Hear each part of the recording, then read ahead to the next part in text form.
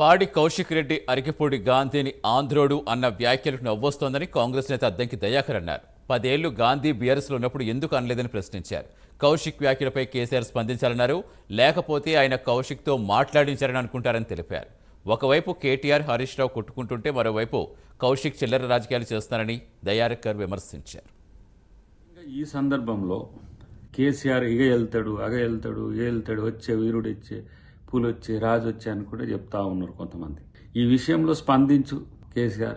ఏంటి నీ పార్టీ నాయకులు మాట్లాడుతున్న తీరు? మొన్నటిదానక ఒక తీరు, మళ్ళీ ఇప్పుడు మారిన తీరు దేనికి సంకేతం? ఇలా ఈ పార్టీ కాంగ్రెస్ పార్టీలో ఉన్నప్పుడు ఆయన కౌశిక్ మీకే సమాచారం అందించి కోవర్ట్గా ఉన్నాడని చెప్పేసి ఎవరు అరికపూడి గాంధీ గారు చెప్తున్నారు.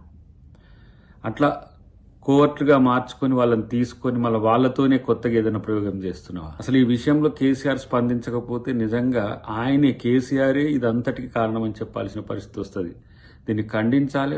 అవసరమైతే ఇట్లాంటి ఆంధ్ర మీద కానీ ఇతర రాష్ట్రాల మీద కానీ రాజకీయ సెంటిమెంట్ను పెంచి పబ్బం కొడుకుపోవాలనుకునేటోళ్లను సస్పెండ్ చేయాలి అసలు పార్టీ నుంచి.